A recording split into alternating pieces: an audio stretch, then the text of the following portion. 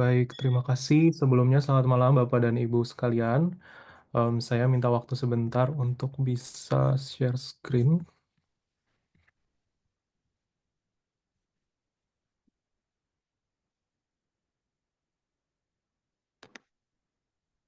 Baik, sudah kelihatan ya share screen-nya.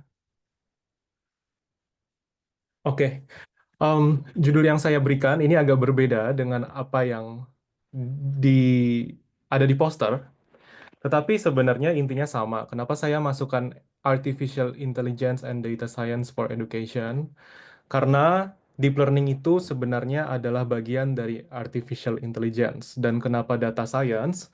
Karena data science berbicara bagaimana kita mengimplementasikan artificial intelligence, juga deep learning ke dalam bidang-bidang lain selain bidang komputer. Nah, salah satunya satu-satunya yang akan dibahas hari ini adalah tentang bidang pendidikan, karena kebanyakan dari Bapak Ibu dan interest saya juga di dalam bidang kependidikan. Dan di seminar kali ini, saya akan memaparkan beberapa hasil penelitian di luar negeri. Jadi saya akan menggunakan jurnal-jurnal. Saya tidak akan menggunakan video YouTube atau em, saya tidak akan menggunakan blog dan sebagainya. Tapi karena saya sekarang kuliah S2, jadi saya akan memanfaatkan resource yang saya punya menggunakan jurnal-jurnal untuk memberikan fakta di luar sana, bagaimana penerapan AI dan data science termasuk deep learning di dunia pendidikan di luar negeri. Nah, di dalam seminar ini saya tidak akan memberikan jawaban full berupa kira-kira nanti seperti apa bentuknya AI di sekolah dan sebagainya. Tapi semoga dari seminar ini kita bisa berdiskusi bersama-sama untuk menghasilkan sebuah ide yang baik atau mungkin matang untuk dunia pendidikan di Indonesia. Background dari seminar ini adalah instruksi Wakil Presiden Mas Gibran 3 minggu lalu menyebutkan bahwa nanti akan ada inisiatif mata pelajaran AI dan coding di dunia sekolah mulai dari SD sampai SMA menjadi mata pelajaran pilihan, dan ini sangat menarik karena ternyata Indonesia tertinggal dari negara-negara lain yang sudah mengimplementasikannya. Baik, saya mau memberikan kode ini dulu. Jadi kalau Bapak Ibu mau bertanya selama saya menjelaskan, Bapak Ibu bisa langsung ketik bit.ly ini atau scan. Saya akan tuliskan di grup chat linknya. Jadi Bapak Ibu tinggal copy, lalu paste, tinggal salin dan tempel di browser masing-masing.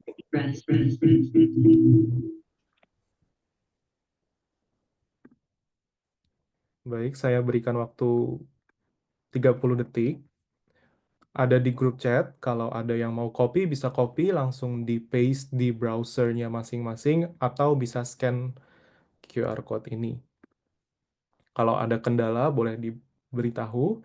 Nanti jadi selama saya menyampaikan, Bapak dan Ibu bisa bertanya langsung di situ, lalu akan saya jawab ketika saya selesai memberikan materi.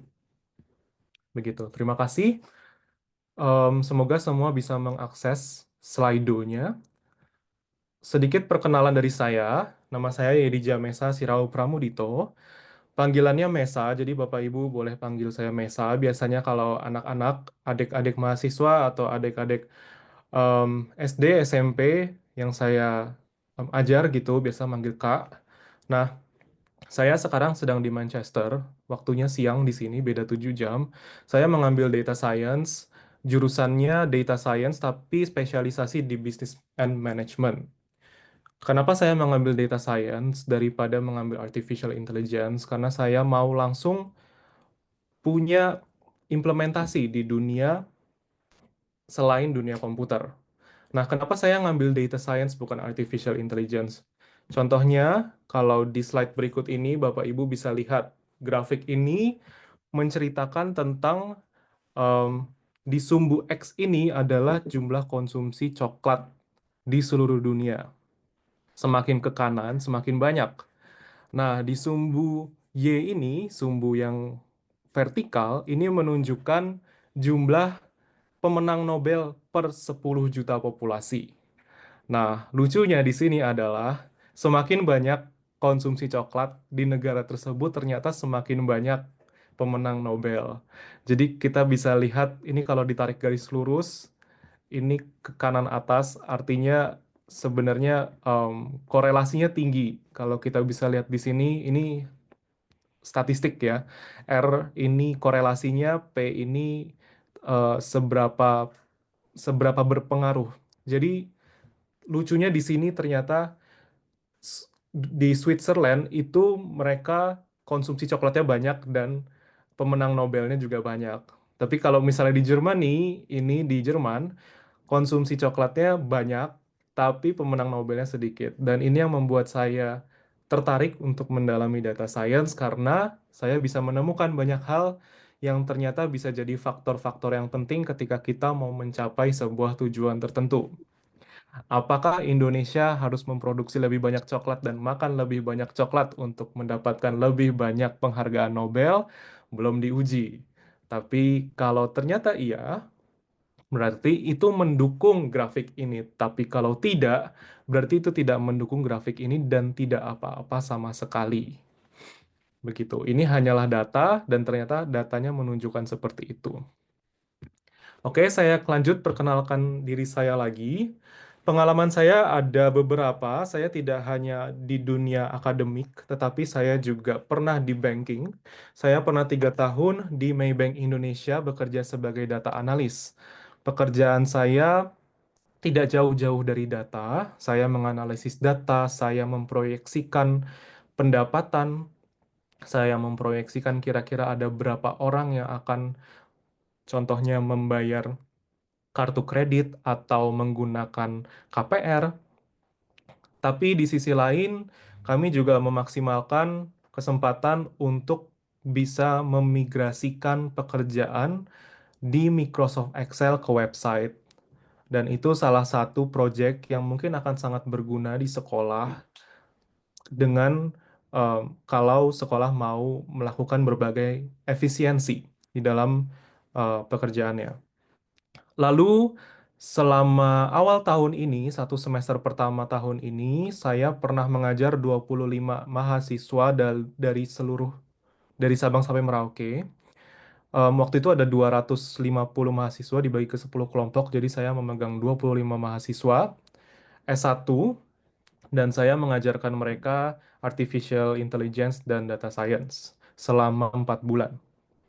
Lalu saya juga pernah magang riset ketika saya S1 di Tokyo, TUAT itu Tokyo, TUAT, Tokyo University of Agriculture and Technology.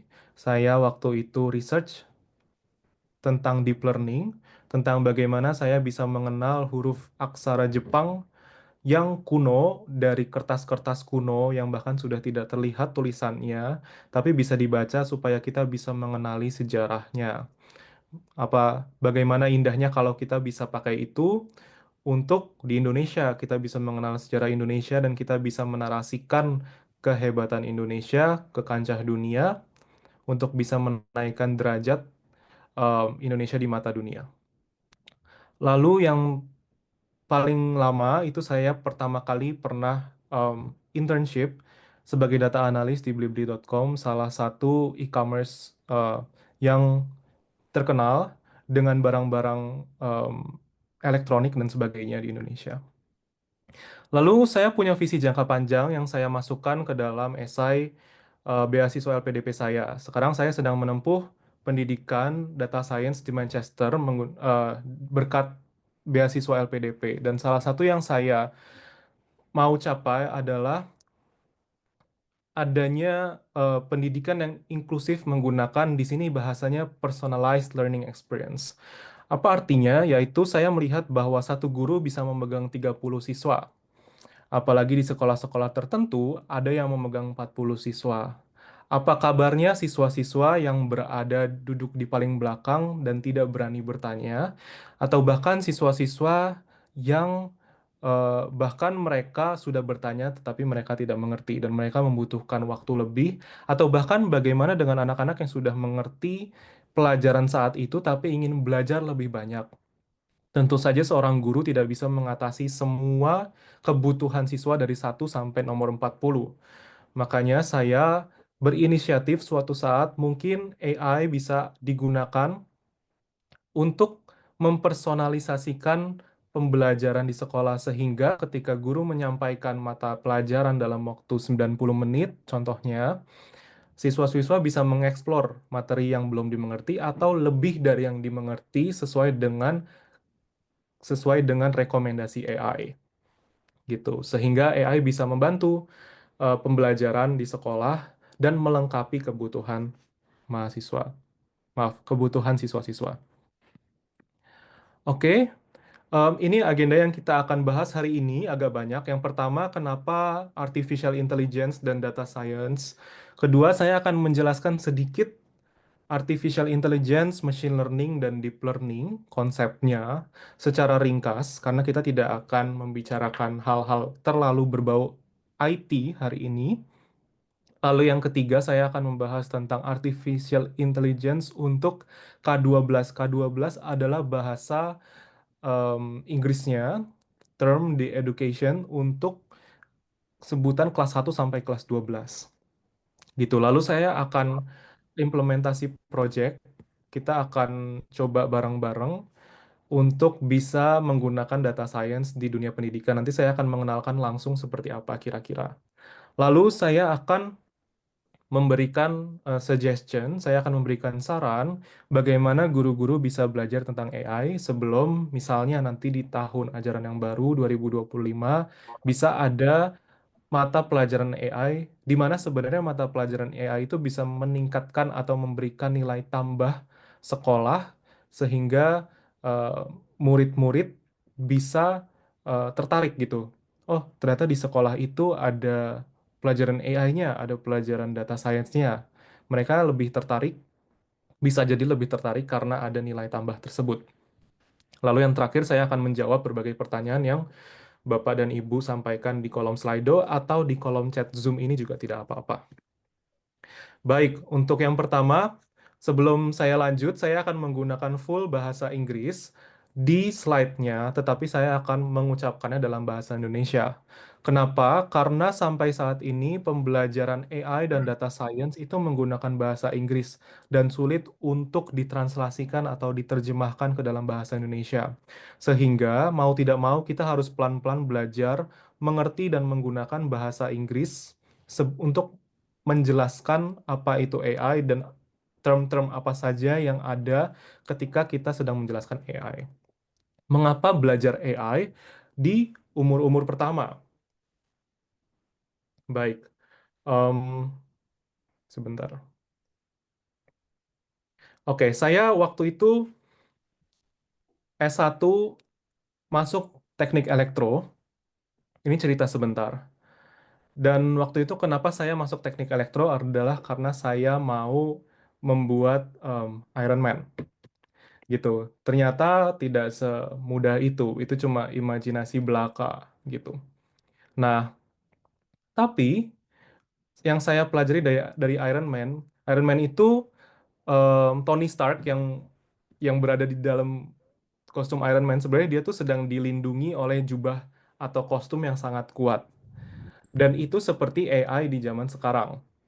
Jadi AI itu bukan sesuatu yang akan menghancurkan umat manusia atau yang akan lebih baik dan menggantikan pekerjaan guru misalnya atau pekerjaan siapapun. Bahkan pekerjaan saya sebagai data scientist bisa digantikan AI.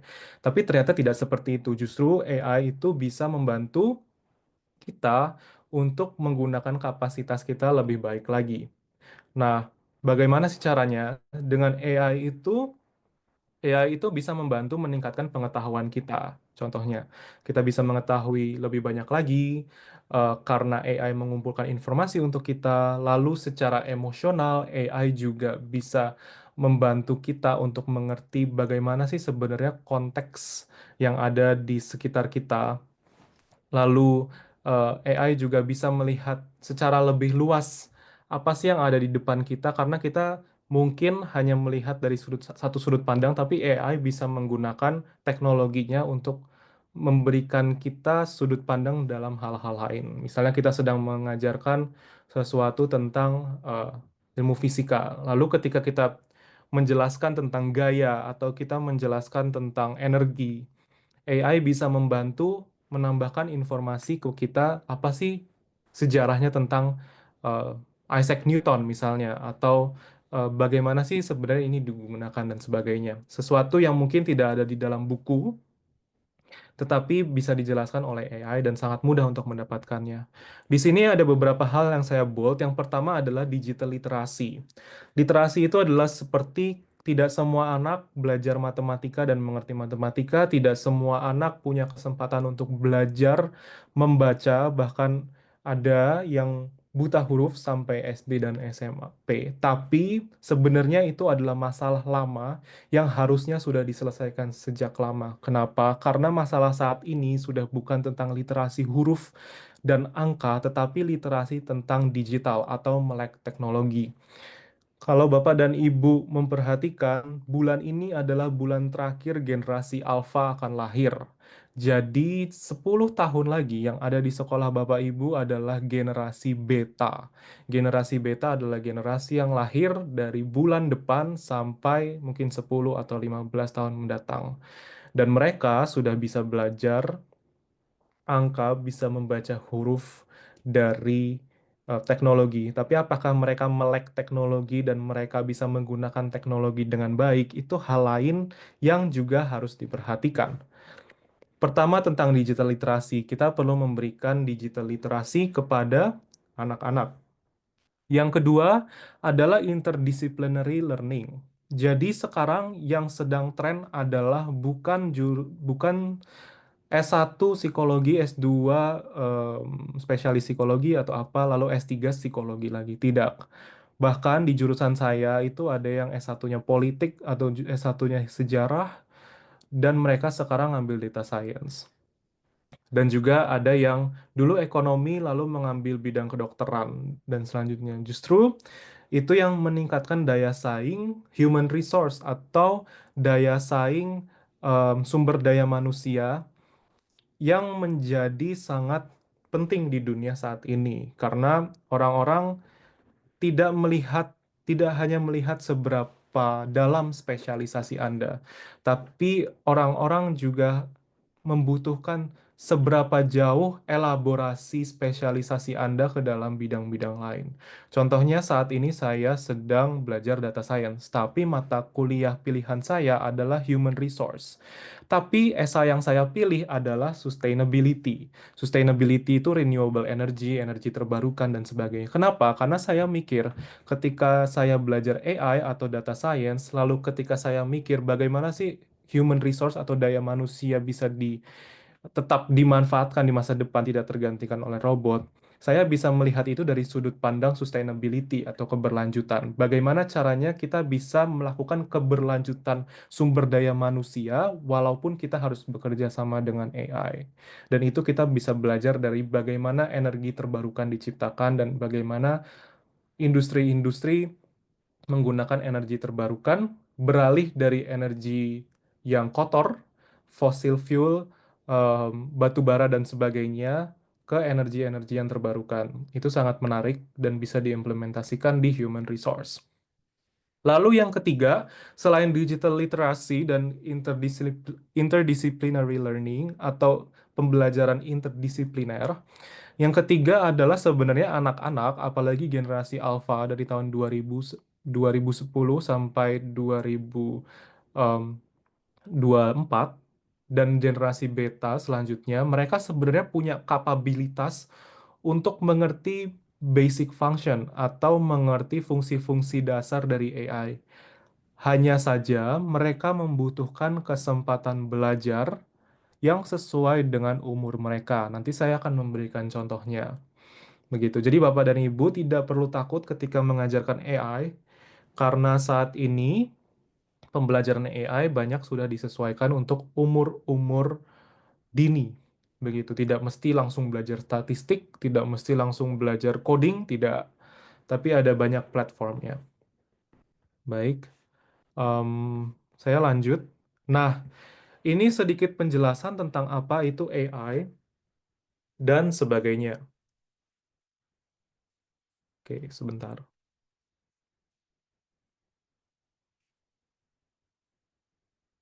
Baik. Sebenarnya, semua itu bermula dari AI atau artificial intelligence, yaitu ketika manusia berusaha membuat mesin untuk serupa atau semirip mungkin dengan perilaku manusia. Perilaku manusia yang seperti apa? Perilaku manusia yang bisa mendapatkan respon dan memberikan respon ketika diberikan sebuah sentuhan atau suara. Bagaimana indera manusia itu sebenarnya bisa digunakan di mesin sehingga mesin bisa membantu pekerjaan manusia begitu. Lalu dari AI tersebut muncul robot dan sebagainya. Akhirnya bagaimana sih supaya AI itu bisa berguna? Akhirnya muncul machine learning. Machine learning itu adalah bagaimana AI, model AI itu menggunakan data untuk memprediksi sesuatu. Contohnya saya memprediksi tahun depan saya bisa mendapatkan berapa banyak siswa ketika saya menghilangkan satu mata pelajaran atau ketika saya menambah satu mata pelajaran. Atau bahkan saya bisa memprediksi kira-kira siswa A nilai ujiannya berapa setelah ini dan siswa B kira-kira kapan siswa ini bisa mencapai nilai KKM di minggu keberapa kalau tren nilainya seperti ini. Saya bisa menganalisis seperti itu. Lalu deep learning itu untuk menyelesaikan problem yang lebih kompleks. Kalau Bapak dan Ibu menggunakan Excel dan Bapak dan Ibu menggunakannya untuk menyimpan nilai siswa atau melakukan berbagai administrasi, Bapak dan Ibu cukup menggunakan machine learning ketika Bapak Ibu mau melakukan prediksi. Tapi ketika Bapak dan Ibu membutuhkan contohnya, kalau Bapak dan Ibu di sekolahnya sudah ada facial recognition atau pengenalan wajah untuk absensi, atau misalnya pengenalan sidik jari, gitu, tap sidik jari untuk bisa absensi, presensi. Nah, Bapak dan Ibu menggunakan deep learning. Karena deep learning digunakan untuk menganalisis suara, gambar, dan teks, bukan angka. Lalu data science itu apa? Data science itu adalah area di mana semua hal yang kita pelajari, artificial intelligence, machine learning, dan deep learning itu diimplementasikan di dalam aspek atau bidang-bidang lain. Tidak hanya pendidikan, tapi banking, bisnis, manajemen, energi, bahkan hukum, politik, sosial, bahkan agama juga bisa dilakukan. Dan itu adalah wilayah data science yang sangat menarik. Begitu. Tidak masalah kalau data science yang kita bisa lakukan itu tidak menggunakan artificial intelligence apapun karena ada di sebelah sini ada bagian dari data science yang sebenarnya tidak menggunakan AI sama sekali.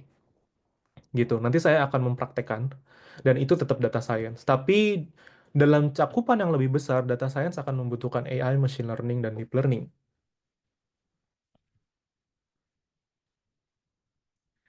Baik, lalu berikutnya tentang em, core area dalam sistem AI. Jadi ini saya mengambil dari sebuah inisiatif namanya AI 4K12. Ada linknya di bawah gambar itu. Bapak dan Ibu bisa cek. Itu adalah bagaimana sebenarnya AI itu bisa dikenalin untuk em, kelas 1 sampai kelas 12. Dan kira-kira ada 5 aspek dari AI yang bisa dikenalkan. Yang pertama adalah persepsi atau perception. Persepsi itu apa? Persepsi itu berhubungan dengan bagaimana komputer memahami dunia fisik melalui penggunaan sensor. Contohnya adalah, misalnya kita punya kamera, kamera itu ketika kita punya kamera yang biasa, mungkin nggak ada komputernya, tapi kalau kamera HP itu ada komputernya, ada chipnya. Bagaimana kamera menangkap gambar? Lalu kalau misalnya Bapak dan Ibu main musik atau misalnya seminar di gedung yang besar. Bapak dan Ibu nggak cuma butuh mikrofon dan speakernya, tapi ada software di belakang di mana soundman atau teknisinya harus menyesuaikan frekuensi tinggi, frekuensi tengah, dan frekuensi rendah, dan itu menggunakan komputer. Atau misalnya kalau Bapak dan Ibu melihat Tesla, mobil yang sudah bisa bergerak tanpa supir itu juga menggunakan komputer. Nah, itu berbicara tentang persepsi. Jadi salah satu aspek di AI yaitu persepsi. Kalau Bapak dan Ibu mau screenshot atau kalau Bapak dan Ibu mau mencatat, silahkan. Ini saya akan memberikan materi sebaik-baiknya yang berhubungan dengan bagaimana kita bisa implementasi AI di dunia pendidikan dan bagaimana kita bisa mengajarkannya. Yang kedua adalah representasi dan reasoning. Reasoning itu penalaran. Dan menurut saya ini adalah salah satu yang paling sulit. Karena area ini membahas bagaimana AI menyimpan informasi dalam bentuk eh, representasi gitu. Model datanya seperti apa? Apakah dalam bentuk angka, teks, huruf, atau vektor dan sebagainya? Dan bagaimana dengan informasi yang disimpan ini bisa membuat keputusan. Representasinya bisa simbol, bisa grafik seperti tadi, atau bahkan bisa model matematika seperti algebra, aljabar, atau fungsi-fungsi matematika tertentu, eksponensial dan sebagainya. Oke, baik. Sorry. Lanjut. Reasoning itu sebenarnya apa? Reasoning itu adalah proses berpikir secara sistematis, penalaran. Bagaimana AI ketika diberikan data dalam sebuah representasi, AI bisa menganalisis situasi, bisa menarik kesimpulan, dan bahkan bisa membuat keputusan berdasarkan informasi yang dikumpulkan. Begitu. Nah, contohnya ini seperti kalau misalnya di rumah sakit itu sudah ada ketika kita pakai Halodoc atau mungkin aplikasi yang lain, kita cuma menuliskan gejala kita terus aplikasinya bisa memberitahu, wah kira-kira ada penyakit apa. Nah, itu salah satu contoh dari representasi dan penalaran. Yang ketiga adalah learning, pembelajaran. Ini yang paling menarik. Ini salah satu yang paling menarik menurut saya karena AI itu ketika berusaha mirip dengan manusia, AI itu juga berusaha untuk belajar seperti manusia bahkan lebih baik dari manusia. Dengan machine learning, AI diajarkan untuk bagaimana bisa mengenalkan atau mengenali pola, bisa mengenali klasifikasi, atau bisa mengenali garis regresi, dan bahkan mereka juga bisa belajar bagaimana mereka memperkuat kapabilitas mereka untuk belajar. Jadi AI mengajarkan diri sendiri, itu juga sudah ada.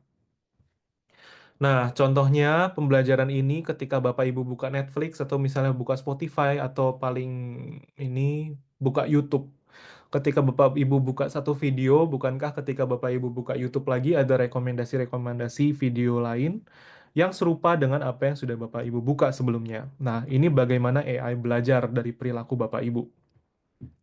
Yang keempat adalah interaksi alami atau natural interaction. Di sini mulai bagaimana AI itu berinteraksi langsung dengan kita. Contohnya ketika Bapak dan Ibu menggunakan ChatGPT, kan AI-nya bakal langsung menjawab Bapak dan Ibu. Pertanyaannya apa, lalu Bapak Ibu menerima jawabannya. Nah, itu maksudnya seperti itu, natural interaction. Atau Bapak dan Ibu menggunakan Apple, lalu ada Siri. Ketika Bapak dan Ibu bertanya gitu, em, temperaturnya berapa atau jalannya kemana dan sebagainya, AI-nya bisa langsung jawab. Nah, itu interaksi alami atau natural interaction. Yang terakhir, ini yang paling penting, yaitu dampak sosial atau societal impact. Nah, AI ini tidak hanya membantu, tapi juga bisa memberikan dampak yang buruk kepada manusia, sehingga sangat penting nomor 5 ini dikenalkan sejak dini. Contohnya, AI itu bisa membantu ketika kita harus tahu yang mana yang hoax dan yang tidak. Atau ketika em, AI ini diberikan data, tapi datanya kebanyakan laki-laki. Misalnya Bapak dan Ibu punya murid 20 laki-laki, 5 perempuan. Lalu Bapak dan Ibu nanya, siapa kira-kira yang akan ranking satu di akhir tahun ajaran yang baru? Kemungkinan besar AI-nya akan menilai laki-laki, bukan perempuan. Itu yang bisa terjadi kalau kita tidak menguasai konsep AI. tapi kita hanya menggunakannya. Begitu. Oke, semoga sudah ada pertanyaan karena saya tidak membuka Slido-nya. Nanti saya akan buka di terakhir. Nah, ini adalah jenis-jenis machine learning. Ini saya ambil dari salah satu jurnal, International Journal of Science and Research. Dan yang saya mau jelaskan ini karena bahasanya terlalu IT, saya cuma mau menjelaskan empat pertama yang ada di kotak hitam. Yang di kotak hitam ini namanya pertama adalah supervised learning. Contohnya adalah seperti Bapak dan Ibu mengajarkan anak-anak. Jadi Bapak dan Ibu mengajarkan mesin untuk bisa contohnya membedakan mana kucing, mana anjing, atau mana apel, mana jeruk. Nah, Bapak dan Ibu langsung memerintahkan atau memberikan aturan-aturan kepada em, mesin supaya mereka langsung bisa mengenali gambar-gambar baru yang tidak diberikan aturan atau tidak diberikan label gitu. Semoga paham, saya akan berusaha membuat eh, pengertian paralelnya dengan dunia pendidikan. Lalu yang kedua adalah unsupervised learning. Contohnya Bapak Ibu Bapak Ibu nggak memberikan PR, Bapak dan Ibu nggak nyuruh anak-anak untuk belajar, tapi mereka belajar sendiri dan keesokan harinya mereka bisa menjelaskan apa yang mereka pelajari. Nah, itu unsupervised learning. Kalau supervised, Bapak dan Ibu mengajarkan langsung seperti the class. Kalau unsupervised learning itu Bapak dan Ibu tidak meminta mereka untuk belajar, tapi mereka belajar. Sorry, Bapak dan Ibu meminta mereka belajar, tapi Bapak dan Ibu tidak mengajarkan. Jadi mereka belajar sendiri, belajar mandiri. Nah, semi supervised ini seperti kalau Bapak dan Ibu masuk ke kelas, lalu Bapak dan Ibu bilang kalau ada yang mau bertanya, bertanya nanti saya akan jawab. Nah, Bapak dan Ibu tidak langsung melakukan pengajaran sesuai dengan rencana Bapak, rencana pembelajaran Bapak dan Ibu. Tapi Bapak dan Ibu akan menjelaskan pelajaran ketika anak-anak tidak mengerti. Jadi semi Bapak Ibu mengajarkan tidak, tapi Bapak dan Ibu mengajarkan ketika anak-anak bertanya. Yang keempat adalah reinforcement learning. Nah, reinforcement learning ini adalah ketika Bapak dan Ibu memberikan hadiah ketika murid-murid bisa mendapatkan kuis dengan nilai yang baik, tapi Bapak dan Ibu memberikan hukuman ketika kuisnya jelek. Begitu. Itu ada sebuah metode di machine learning namanya reinforcement learning yang seperti itu. Lanjut, kalau saya kecepatan atau terlalu lama dan sebagainya boleh bilang di chat karena materinya banyak. Oke, nah ini gambaran deep learning. Sorry, saya lupa kasih judul. Ini sebenarnya um, model deep learning gitu ya. Nah, ini saya juga ambil dari jurnal Chauhan and Singh. Um, Tidak masalah jurnalnya apa, cuman saya cuma mau ngambil gambarnya dan teks ini supaya saya tetap bisa mensitasikan dengan baik. Um, Jadi neural network itu seperti jaringan saraf. Sorry, deep learning itu seperti jaringan saraf, maka diberikan nama neural network. Deep learning itu seperti kita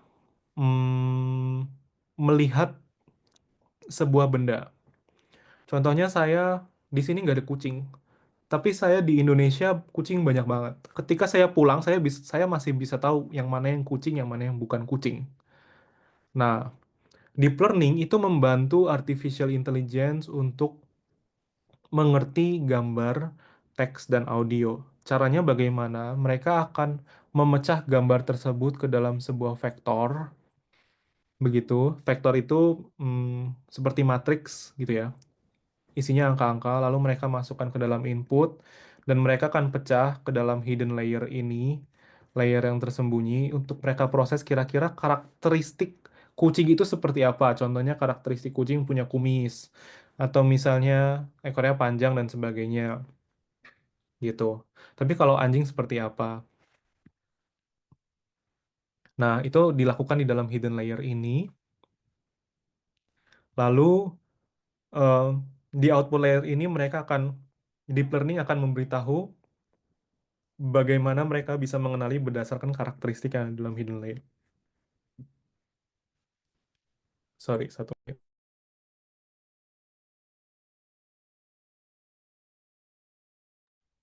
Oke, baik, 10 detik saja. Nah, begitu cara kerja deep learning, tapi di dalamnya seperti apa hidden layer ini? Ini nggak akan saya bahas dalam hari ini karena untuk belajar ke sini sangat jauh. Kita harus belajar banyak hal untuk bisa mengerti namanya deep learning. Tapi isinya deep learning adalah seperti ini. Jadi misalnya saya memberikan gambar ada danau, hutan, sorry, danau, hutan, dan gunung. Nah, pertama itu dimasukkan ke dalam sebuah layer namanya convolutional layer. Lalu di sini saya punya matriks. Seperti ini namanya matriks kernel. Nah, matriks kernel ini akan mengalihkan dengan input data setiap 3 kali 3. Ini kalau belum bisa dimengerti tidak apa-apa, cuman saya menjelaskan sedikit saja apa sih sebenarnya deep learning itu. Begitu. Nah, ini dia akan mengalihkan misalnya satu dengan satu, satu, nol dengan nol, nol, nol dengan satu, nol. Nah, berarti dia akan menjumlahkan semuanya, lalu jumlahnya 4. Nah, itu namanya convolutional layers. Lalu yang kedua ada pooling layers. Nah, itu ada macam-macam jenis pooling layer. Ada yang untuk mencari maksimal, ada yang mencari minimum, ada yang mencari median, dan sebagainya. Nah, contohnya kalau ini namanya 2 kali 2 max pooling, itu artinya dia mengambil setiap 2 kali 2 matriks untuk dicari yang mana angka tertingginya. Kalau di sini 9, kalau di sini 6, kalau di sini 4, kalau di sini 8, lalu jadi matriks yang baru.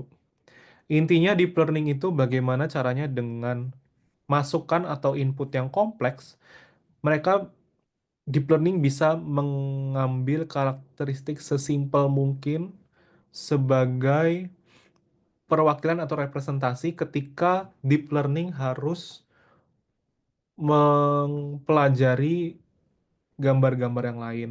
Jadi ketika deep learning punya gambar lain, contohnya bukan gunung tapi lembah atau sungai, dia tidak akan mengenalkan gunung karena tidak punya karakteristik yang sama dengan gunung yang dia punya, gunung yang sudah diajarkan sebelumnya. Gitu. Itu deep learning. Kenapa tidak bisa pakai machine learning? Karena tingkat kompleksitas dan memang machine learning itu tidak untuk um, teks input dan gambar. Karena misalnya Bapak dan Ibu lihat kalau di um, foto ada 1024 kali berapa gitu 968 atau berapa pixel itu sebenarnya di gambar Bapak dan Ibu di foto setiap Bapak dan Ibu itu tuh setiap ada pasti ada angkanya, merahnya berapa, hijaunya berapa, birunya berapa. Nah, sebenarnya segala sesuatu yang diproses di dalam komputer itu berupa angka, karena sebenarnya komputer itu adalah angka satu dan nol. Jadi AI akan merubah gambar ini menjadi angka, dan yang sebenarnya di dalam angka itu hanya satu dan nol. Begitu. Oke, semoga dapat dipahami. Nah, ini saya mau menjelaskan berbagai manfaat deep learning, terutama deep learning, tapi secara luas artificial intelligence di dalam dunia pendidikan. Saya izin pakai bahasa Inggris, tapi saya akan menjelaskan satu persatu. Yang pertama adalah intermediate space repetition. Kalau Bapak dan Ibu pernah menggunakan Duolingo, Duolingo adalah belajar bahasa gratis, itu aplikasi. Atau saya tidak tahu aplikasi yang lain, tapi itu yang paling terkenal dan paling sering digunakan orang anak-anak murid. Duolingo.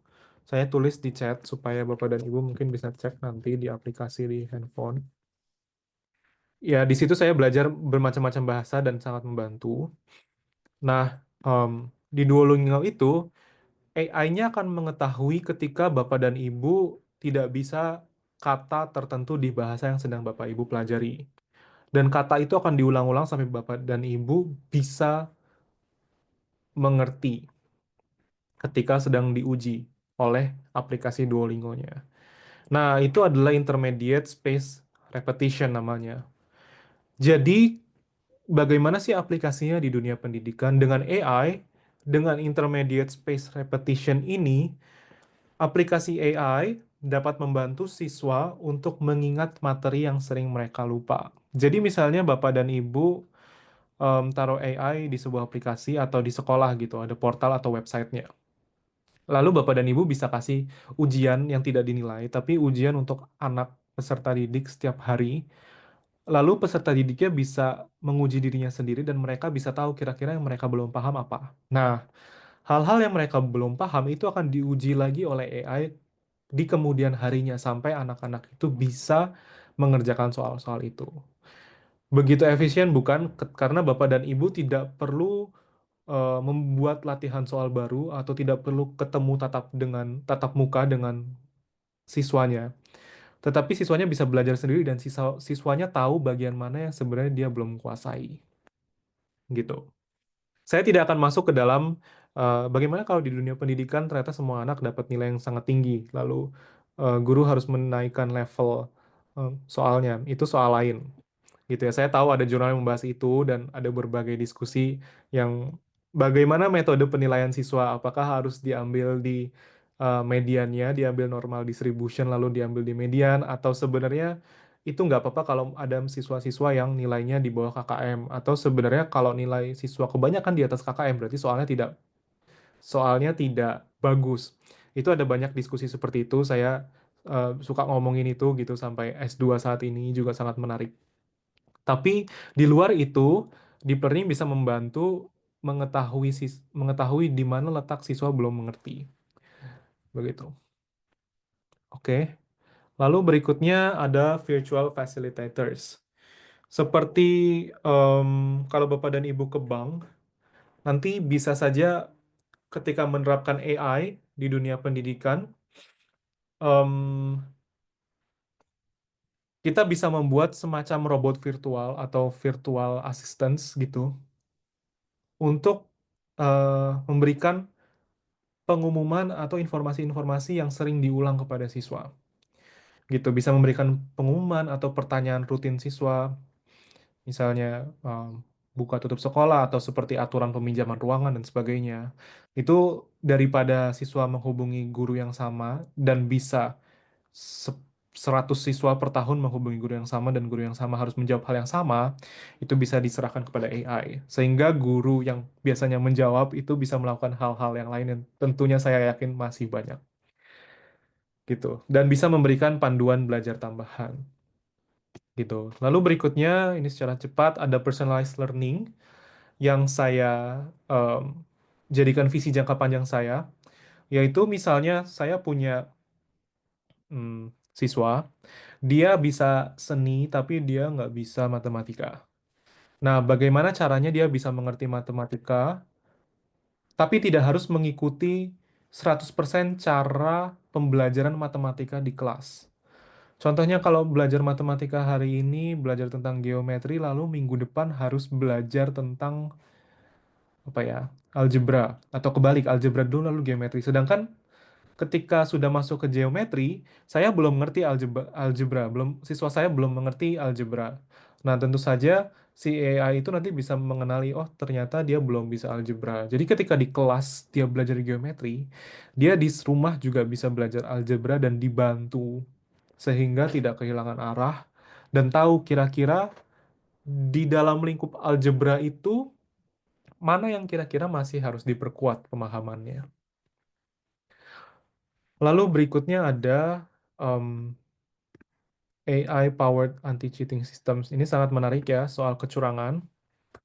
Saya dorong em, supaya tidak ada kecurangan di sekolah manapun karena itu sangat eh, penting dan krusial dalam pendidikan. Ada berbagai case sampai di luar negeri pun kecurangan itu adalah sebuah hal yang tidak bisa dimaklumi sama sekali dan harus dibudayakan sejak kecil. Begitu. Dan dengan AI itu bisa membantu misalnya ketika anak-anak harus ujian online. AI itu bisa membantu mereka dan mencegah supaya mereka tidak menyontek. Caranya ada banyak. Caranya contohnya tidak bisa keluar dari browser atau misalnya gerakan mata yang suspicious, gerakan mata yang mencurigakan itu bisa ketahuan oleh AI gitu dan sebagainya. Oke. Em, lalu berikutnya Ada automated grading. Contohnya Bapak dan Ibu punya 40 siswa satu kelas, lalu semua orang mengumpulkan esai. Dan Bapak Ibu harus meluangkan waktu 2 sampai 4 jam untuk memeriksa semua esai. Dengan adanya AI, esai tulis tangan tersebut, atau mungkin bahkan esai yang diketik, itu bisa langsung um, dibantu penilaiannya oleh AI. Kenapa ini penting? Karena kita punya keterbatasan dan seringkali ketika menilai ini dari sisi saya yang juga pernah mengajar gitu ya anak SD SMP. Sebelum di sini saya juga mengajar bantu bimbel dan sebagainya.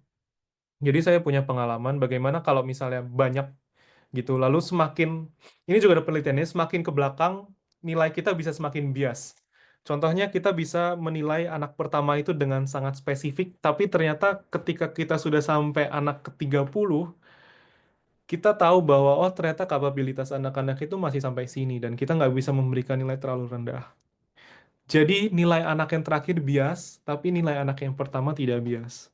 Dan itu pemerataan nilai tersebut, penyetaraan itu bisa dibantu oleh AI sehingga nilainya tidak bias. Apa yang mereka tulis tetap ada standarnya, tetap ada aturannya, dan penilaiannya tidak subjektif menjadi objektif. Itu bisa dibantu oleh automated grading gitu. Um, ini juga bisa membantu Bapak Ibu ketika menilai pilihan ganda gitu. Instead of daripada kita mencoret satu-satu, nanti dimasukkan ke AI langsung bisa mengetahui kira-kira jawabannya yang mana. Gitu. Mungkin sulit untuk diimplementasikan di soal esai, tapi kalau pilihan ganda ini sangat membantu. Baik, lalu berikutnya ada feedback loops untuk guru. Nah, um, ini yang saya suka ketika saya sekolah di sini adalah guru-guru meminta feedback. Bedanya di Indonesia, guru-guru juga, sorry, dosen meminta feedback di Indonesia, tapi tahun depan nggak ada perubahannya. Maksudnya apa sih tidak ada perubahannya? Materi kuliahnya sama, cara mengajarkannya sama, soalnya sama, jadi tahun depan bisa nyontek dari yang tahun lalu. Gitu. Sedangkan di sini, kalau misalnya mahasiswa nggak suka materi atau misalnya materinya terlalu tertinggal, base nih, tahun depan itu pasti ganti. Contohnya, sekarang itu ada mata kuliah tentang database, lalu kita punya satu metode untuk menganalisis dokumen-dokumen gitu. Terus dosennya tiba-tiba bilang di kelas, nyamperin saya, nyamperin teman-teman, gimana kalau tahun depan diganti aja? Kita belajar graf gitu. Oh iya bagus bagus bagus karena itu lebih relate sekarang dan benar-benar diganti. Jadi jurusan data science ini 7 tahun tapi setiap tahun bisa ganti materinya gitu karena tergantung persepsi mahasiswa sama em, materinya kira-kira baik atau enggak. Dan itu sangat penting karena dunia pendidikan selalu dinamis. Apa yang kita kira perlu kita ajarkan kepada siswa 10 tahun yang lalu, mungkin saat ini siswa-siswa yang saat ini itu sudah pelajarin sendiri dengan teknologi dan kita perlu mengajarkan hal lain dan itu real gitu. Bimbel, ketika saya ngajarin bimbel secara online, saya mendapatkan bahwa apa yang saya diajarkan saat SD ternyata mereka sudah nggak butuh dan mereka butuhnya pelajaran yang lain. Bahkan salah satu anak kelas 4 bilang, bosen kak mau main game. Gitu ya udah kita main game. Karena toh dia udah ngerti. Dia udah ngerti hmm, dibolehin sama organisasi yang rekrut saya dan kita main game pendidikan gitu. Oke, lanjut. Cognitive Computing Technologies. Ini semua saya ambil dari jurnal ML Awok et al. Itu ya 2020. Eh, jadi ini sangat spesifik gitu. Setiap setiap em, keuntungan atau setiap implementasi ini sudah pernah dilakukan di luar negeri. Ada yang dilakukan di universitas di Amerika dan sebagainya. Lalu yang Cognitive Computing Technologies ini seperti bagaimana AI itu nggak cuma memberikan soal kepada siswa, tapi juga AI bisa menjawab berbagai pertanyaan siswa. Misalnya saya mengajarkan tentang hukum Newton kedua F sama dengan M kali A. Lalu siswanya nanya, M itu mass, bedanya mass sama density, massa jenis sama massa itu bedanya apa? Nah, AI itu mulai bisa menjelaskan, nggak cuma memberikan soal, tapi juga bisa menjelaskan bedanya massa sama massa jenis apa, bedanya akselerasi dengan kecepatan apa. Itu namanya cognitive computing technologies.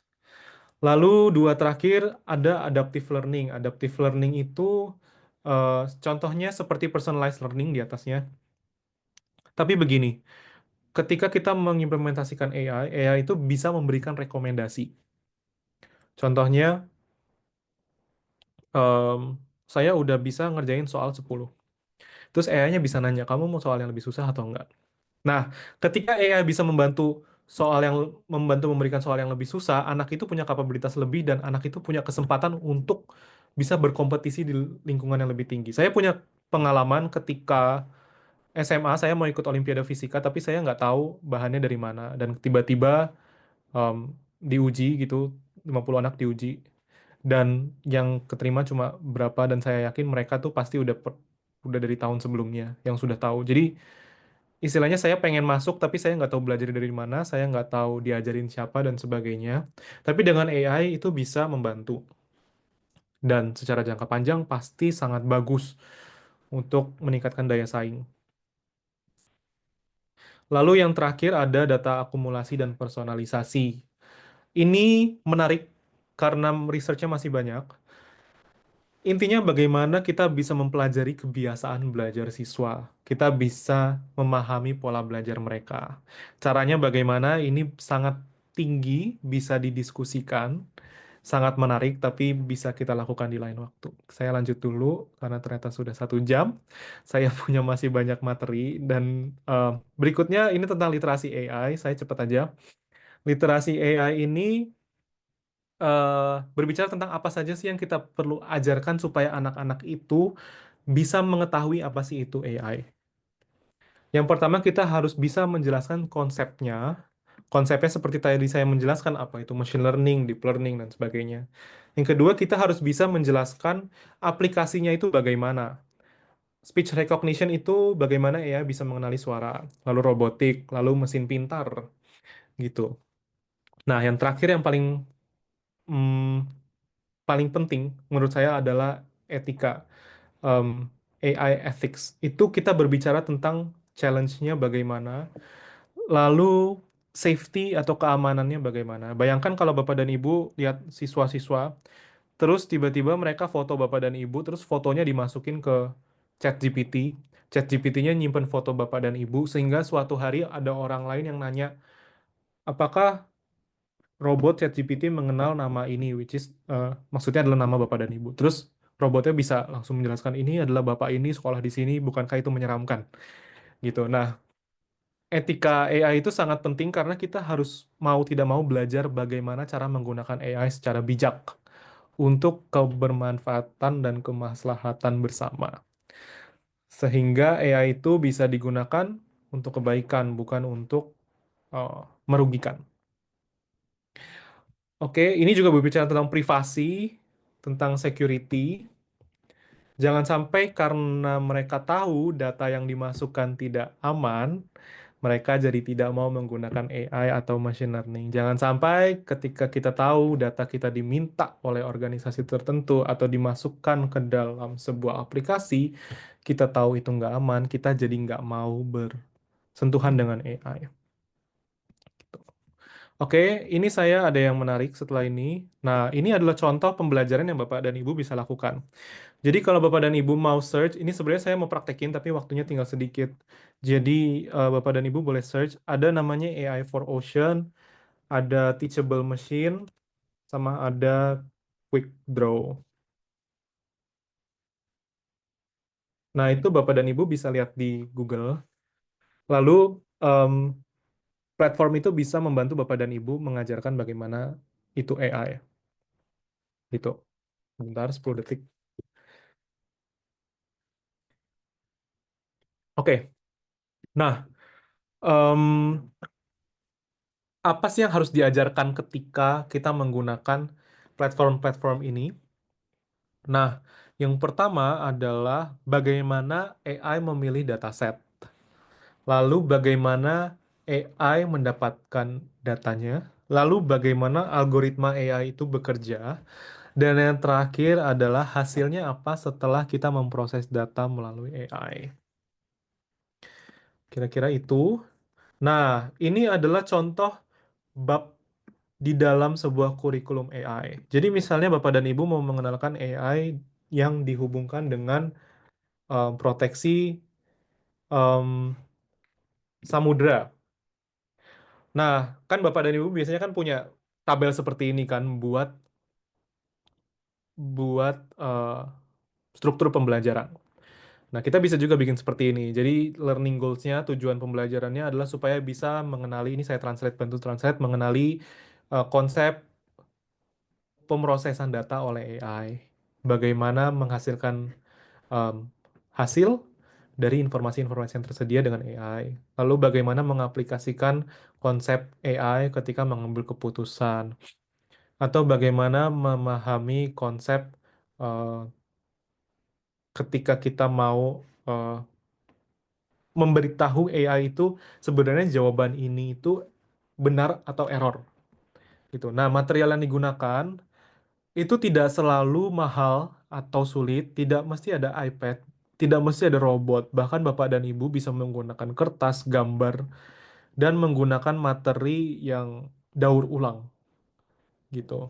Nanti Bapak dan Ibu bisa belajar dari um, website-website yang tadi saya kasih, atau nanti kita bisa diskusi lagi. Lalu contohnya, kenapa sih kita butuh belajar AI dan ocean protection? Oh, karena di samudra di apa ya bahasa Indonesia? Di laut itu banyak sampah. Kita kan nggak bisa datang ke laut terus kita mengutin sampah satu-satu. Nanti sampahnya keburu muncul lagi sebelum kita selesai bersihin sampah. Jadi kita butuh AI. Nah, AI-nya seperti apa? Nah, setiap minggu dijelasin. Pertama, oh, ada namanya clearbot. Clearbot itu seperti ini. Jadi kapal terus mereka bisa tahu, oh itu sampah mereka ambil. Kalau bukan sampah ya nggak mereka ambil. Nggak mungkin terus ada ikan terus masuk ke sini. Nah, itu bisa seperti itu AI. Lalu ada namanya ini terakhir nih Popbo. Popbo ini robot anjing lucu ini untuk mengenali apa di depannya. Tapi Bapak dan Ibu juga bisa pakai aktivitas tertentu nih untuk eh, bagaimana AI bisa mengenali objek. Kapalnya gimana sih supaya bisa tahu itu sampahnya. Kapalnya gimana sih bisa paham bahwa itu sampah yang A, sampah yang B, dan kira-kira batasnya apa sih? Gitu. Ini saya ambil juga dari sebuah jurnal punya Yang tahun 2022. Sebelumnya juga. Lalu, nah, ini adalah salah satu struktur kurikulum yang disarankan oleh em, salah satu salah satu ilmuwan di Hong Kong, kalau nggak salah. Ini adalah untuk kelas 1 sampai kelas 9. Jadi kita tahu kalau kelas 2 umur, ya kalau mereka kelas 2 itu umur 4 gitu ya, kalau kita umur 6 mungkin, saya lupa. Nah, mereka itu cuma bisa bermain dan berimajinasi. Makanya yang kita lakukan itu bukan ngajarin coding, tapi justru kita role play atau kita main pen and paper exercise itu apa ya kayak menggambar gitu atau kita cerita cerita gimana hmm, ketika kita menggunakan HP gitu ya. Saya nggak memungkiri kelas 2 kelas 3 sudah megang HP karena anak-anak sekolah minggu saya juga main HP umur-umur segitu. Em, Lalu bagaimana sebenarnya di HP itu, oh di buka Instagram punya Instagram terus nggak bisa berhenti ngeliatin Instagram karena apa ya? Karena Instagram itu punya pola pembelajaran supaya membuat penggunanya tetap menarik gitu, tetap ngeliatin Instagram, tetap relate. Oh, em, apa lagi ya kira-kira ya? Ya misalnya ada contoh-contoh lain yang anak-anak mungkin sering hadapi yang hubungannya dengan AI. Itu sedikit-sedikit begitu. Nah, yang kelas 3 sampai kelas 6 mereka udah bisa bikin konsep gitu. Ini kasusnya anak-anak Hong Kong kayaknya. Saya lupa negaranya mana. Tapi mereka sudah bisa tahu if else, jika maka. Mereka sudah bisa Contohnya kalau mereka dapat kuis, mereka udah bisa istilah titik-titik di bawah ini. Jadi mereka sudah tahu kausalitas atau sebab akibat. Mereka udah bisa tahu kalau misalnya saya ngelakuin ini, hasilnya apa. Kalau saya pakai AI ini, hasilnya apa, untuk apa. Dan mereka mungkin juga bisa membentuk desain atau konsep kira-kira. Misalnya saya mau ngeprint kertas, tapi saya nggak mau datang ke printernya. Terus mereka bisa bikin konsep nih. Oh, ya udah, saya bikin aja aplikasi di HP. Nanti biar printernya ngeprint sendiri. Terus nanti ke sana saya tinggal ambil. Nah, itu contohnya. Tapi mereka belum bisa ngoding. Mereka bisa kasih tahu, oh, solusinya ini, idenya ini. Nah, kelas 7 itu mereka baru bisa ngoding. Karena kelas 1 sampai kelas 6 di SD, mereka itu sudah diajarkan basis matematikanya, basis sainsnya. Kelas 7 mereka baru bisa ngoding. Jadi nggak mesti kita mengajarin AI coding itu dari kelas 1, karena tidak mungkin. Mungkin untuk beberapa orang yang emang ada bakatnya, atau memang dari kecil dipaparin. Saya punya temen itu dari kelas 1 SD dipaparin sama bapaknya, em, video kuliah Harvard. Jadi dia kelas 1 SMP dia udah lomba AI gitu-gitu. Ada dulu teman saya. Nah, eh, kelas 7 itu sudah bisa coding, sudah bisa bikin algoritma, sudah bikin graph data structure. Mungkin saat ini Bapak dan Ibu melihat, ah nggak mungkin anak-anaknya bisa kayak gitu. Tapi percayalah, bahkan 5 tahun ke depan atau ya bisa bilang 2 sampai 3 tahun ke depan bisa jadi seperti itu. Dan bisa jadi murid-murid itu mencari sekolah yang bisa membantu mereka belajar coding. Karena mereka tahu, sekalipun mereka suatu saat cita-citanya menjadi pengacara atau cita-citanya menjadi pilot, ketika wawancara kerja bisa ngoding itu adalah sebuah nilai tambah. Gitu. Bayangkan jadi pengacara lalu kayak harus baca banyak sekali undang-undang dan sebagainya. Habis waktunya. Sedangkan kalau jadi pengacara bisa punya AI lalu bisa membaca dalam jangka waktu mungkin 5 kali lebih cepat, itu akan lebih banyak kasus yang bisa diselesaikan gitu. Nah, ketika kita sudah punya gambaran kecil seperti ini ya, ketika sebelumnya saya kasih gambaran kecil ini, gambaran yang lebih besar lagi ini, gambaran yang lebih besar ini, kita bisa membentuk sebuah kurikulum yang lebih komplit dan kita bisa hubungkan dengan 5 area utama AI yang sudah saya jelaskan tadi yang ada di gambar kecil sebelah kiri atas. Jadi, di Hong Kong itu implementasinya mereka mengarah ke AI K412, AI for K-12 tadi ini. Contohnya mereka anggap, ini bagi kasus mereka, mereka anggap nomor 1 persepsi dan nomor 5 impact sosial itu paling penting untuk diajarkan paling pertama. Jadi pertama itu mereka ngajarin tentang bagaimana AI itu punya dampak ke kehidupan sehari-hari, bagaimana sains atau teknologi itu menyelesaikan masalah di rumah, dan sebagainya. Gitu. Nah, terus baru mereka masuk ngajarin tentang natural interaction, karena kelas 4 ini baru biasanya mereka masing-masing punya HP, main HP, nyoba-nyoba nyoba-nyoba aplikasi, dan sebagainya gitu. Nah, di sini baru diajarin, oh gimana sih sebenarnya interaksi kita dengan robot atau dengan AI gitu. Kalau saya bilang robot itu AI, jadi sebenarnya sama tapi robot itu adalah bagian dari AI. Tapi kalau saya bilang robot ya itu maksudnya juga AI. Gitu. Nah, kelas 7 baru diajarin tentang representation and reasoning yang tadi saya bilang menarik atau bilang susah. Bagaimana merepresentasikan datanya gitu. Oke. Nah, di situ kelas 7 mereka udah bisa bikin chatbot gitu. Kalau dikira eh, saat ini bikin chatbot susah, harus belajar coding berapa lama? Enggak. Bikin chatbot itu bahkan ada cara cepatnya, ada platformnya. Orang-orang bisa bikin chatbot, bahkan ada aplikasi yang bisa bantu orang bikin chatbot buat di Shopee dan sebagainya. Saya ingat kalau ada customer nanya apa langsung ada jawabannya. Jadi nggak mesti coding. Tapi bagaimana menalarkan pertanyaan ke jawaban, lalu pertanyaan lanjutan ke jawaban lanjutan, pertanyaan lanjutan lagi ke jawaban lanjutan. Sebenarnya itu sudah chatbot di dalam kepala kita. Dan anak-anak itu bisa mengimplementasikannya di kebutuhan mereka sehari-hari. Misalnya mereka butuh untuk meningkatkan penjualan toko orang tuanya, misalnya orang tuanya ada toko bangunan. Bagaimana caranya supaya mereka bisa pakai chatbot supaya distribusi toko bangunan nggak cuma buat proyek pembangunan di sekitarnya, tapi juga ke kota-kota lain gitu.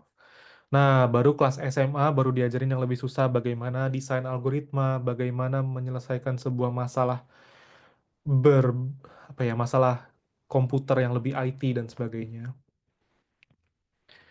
Kira-kira seperti itu. Oke, saya masuk. Nah, ini singkat saja, tapi kalau ketika Bapak dan Ibu misalnya melihat, oh, ngajarin neural network, ngajarin deep learning, bisalah sebenarnya 1 bulan. 4 kali pertemuan aja lah jadi next school. Sebenarnya enggak. Ngajarin machine learning atau materi apapun di AI itu bisa dipecah sangat jauh lebih banyak. Di sini kita bisa hitung 14, berarti 1 minggu bisa bahas satu. Machine learning itu bisa diajarkan tentang knowledge pengetahuannya, tentang skillnya, bagaimana menggunakannya, dan tentang attitude-nya, bagaimana kita memaintain machine learning atau bagaimana kita bisa menggunakan machine learning dalam sisi keberlanjutan gitu. Contohnya, dalam pengetahuan kita harus tahu bagaimana sih cara membuat ML, machine learning. ML itu machine learning disingkat. Lalu apa sih ML dan apa sih metodenya, apa sih bias di dalam ML, apa sih implikasi sosial ML. Lalu kita bisa bergerak masuk ke kira-kira kapan bisa menggunakan ML atau tidak. Itu membahas itu saja itu bisa 1,5 jam gitu. Lalu project planning ML, kita harus pikirin machine learning, nggak cuma codingnya doang, tapi kita harus belajar project management. Project management kalau Bapak Ibu tahu ada yang namanya waterfall, ada yang namanya agile. Di dalam dunia komputer, IT tidak bisa menggunakan waterfall karena banyak hal yang kita nggak tahu bisa jadi error di masa depan. Begitu. Nah, kita butuh belajar yang namanya agile. Kita perlu belajar bagaimana sih kalau misalnya kita minta murid tuh ngerjain project 3 minggu, 3 minggu nggak selesai, ternyata mereka butuh 4 minggu. Ketika mereka ngerjain 4 minggu, hasilnya bisa lebih baik daripada murid-murid kita yang mengerjakannya 3 minggu. Di sini ada sistem seperti itu. Jadi di sini tuh kalau misalnya kelewat deadline, strict nilainya nggak bisa penuh. Cuman nilainya nggak bisa penuh, bukan nggak diterima. Tapi kalau lewat beberapa hari, itu nilainya berkurang sedikit demi sedikit gitu. Nah, terus bagaimana membuat ML artifacts, analisisnya bagaimana, bagaimana advokasinya, bagaimana sih saya misalnya saya jadi murid, saya kasih tahu ke guru saya, ini pakai machine learning lebih bermanfaat loh buat sekolah kita daripada pakai yang lain. Polisinya apa? Karena di Indonesia kan ada eh, hukum untuk eh, pelindungan data pribadi PDP dan selanjutnya. Lalu attitude-nya bagaimana ketertarikan orang-orang menggunakan AI. Butuh nggak sih sebenarnya AI saat itu? Bagaimana AI itu bisa digunakan dalam sebuah komunitas? Lalu bagaimana AI itu persisten gitu, bisa kita manfaatkan. Jangan sampai kita bikin project machine learning itu cuma bertahan 1 bulan, bikinnya 6 bulan. Bertahannya 1 bulan, habis itu kita bikin project lain lagi untuk digunakan 2 bulan berikutnya. Jangan sampai seperti itu. Oke, habis ini kita, oh belum. Nah, kita masuk sedikit ke sekarang gunanya apa sih buat murid-murid? Ya, seperti yang kita sudah bahas tadi, kegunaan yang pertama, mereka bisa mengerti fundamental artificial intelligence dan penggunaannya. Lalu mereka bisa menggunakan AI di berbagai bidang, nggak mesti ketika mereka sedang sekolah. Mereka bahkan bisa bantuin orang tuanya buat mengatur pemasukan dan pengeluaran, bisa membantu orang tuanya ketika menentukan bahan makanan untuk membuat resep tertentu dan sebagainya. Lalu mereka juga mengevaluasi kira-kira AI yang mereka gunakan itu baik nggak sih? Apakah sesuai dengan tujuan mereka? Yang keempat, itu mereka tahu dari sisi etikanya apa saja yang perlu diperhatikan dari AI yang sedang digunakan. Tuh. Nah, ini yang menarik, dampak negatifnya. Yang pertama bahasa Inggrisnya exposure to AI algorithms that perpetuate biases. Ini maksudnya apa? Contohnya seperti yang tadi saya bilang. Ketika sebuah machine learning atau AI, mereka cuma mengambil data-data, kebanyakan laki-laki, 90% laki-laki, perempuan 10%. Makanya keputusan AI tersebut di masa depan adalah keputusan berbasis ya laki-laki gitu. Contohnya di sekolah, misalnya saya punya, nanti saya akan praktekkan, siswa dengan em, skor rendah gitu, minggu 1 sampai minggu 5, skornya rendah. Terus Bapak dan Ibu pengen prediksi kira-kira bisa nggak sih anak ini dapat nilai 100 gitu di ujung. AI-nya nggak mau karena AI-nya tahu nilainya dia 30 terus yang mentok-mentok paling 50. Nah, itu salah satunya apa namanya bias yang ada di AI gitu. Nah, kedua ketergantungan atau penggunaan layar komputer yang terlalu banyak. Ketiga itu kembali lagi ethical concern, privacy and security issues. Oke, em, nah ini saya ada hands on. Jadi kalau Bapak dan Ibu mau cek, saya tuh punya data yang Bapak Ibu bisa pakai. Dan saya akan jelaskan sekarang satu persatu. Kalau Bapak Ibu mau ngecek dulu, bisa ambil dari bit.ly ini, HI_student dataset, saya sudah berikan di chat. Saya akan tunggu 1 menit kalau Bapak dan Ibu mau mengakses.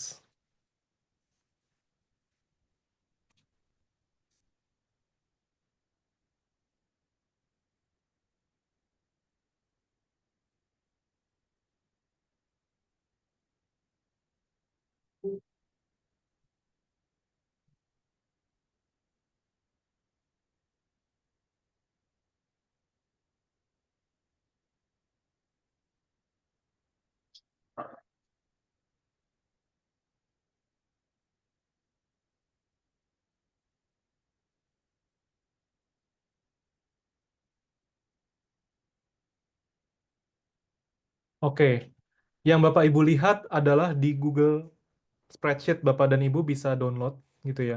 Sebentar saya kasih tahu dulu caranya.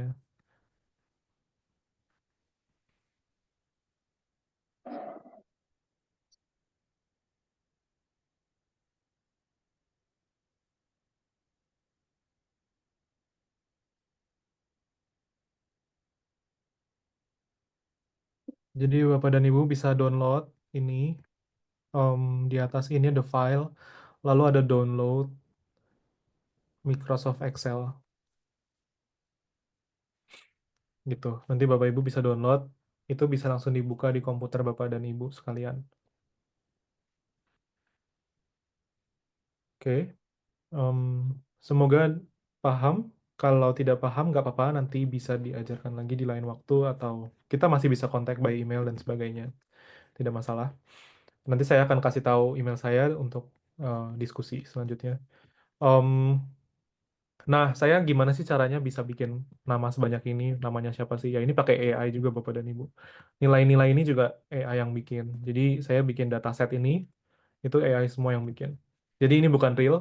Kalau ada nama yang nggak sengaja sama, ya berarti nama Bapak, nama murid-murid Bapak dan Ibu eh, merupakan nama-nama yang kebanyakan ada di Indonesia sehingga bisa digenerate oleh AI.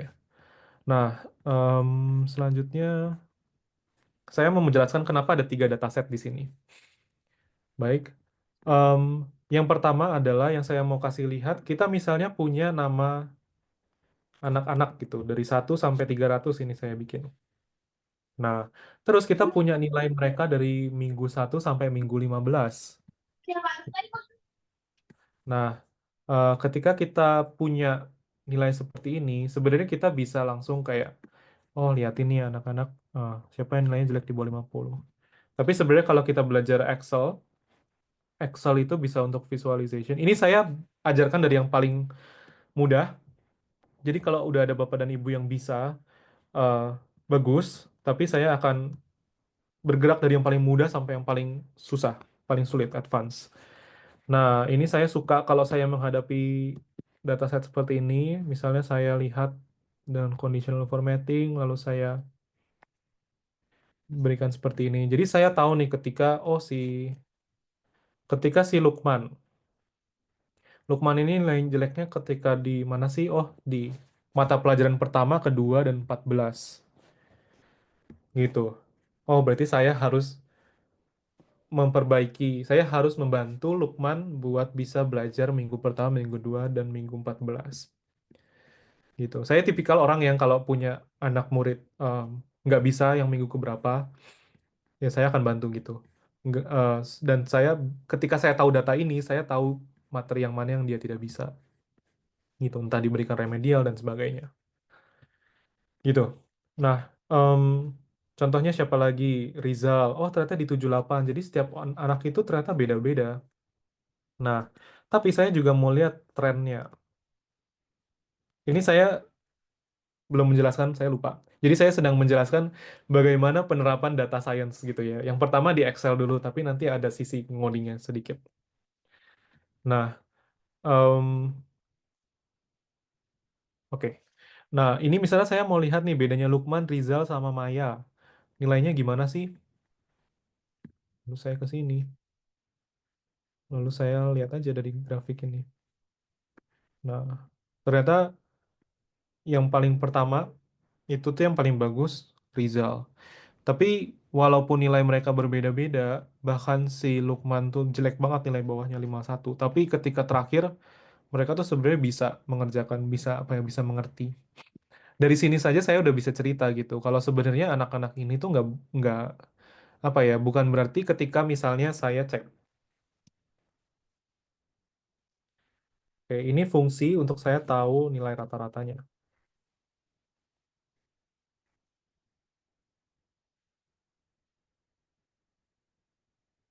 Nah, saya tahu nih nilai rata-ratanya Lukman itu paling jelek 70 gitu karena dia banyak nih merahnya oranye.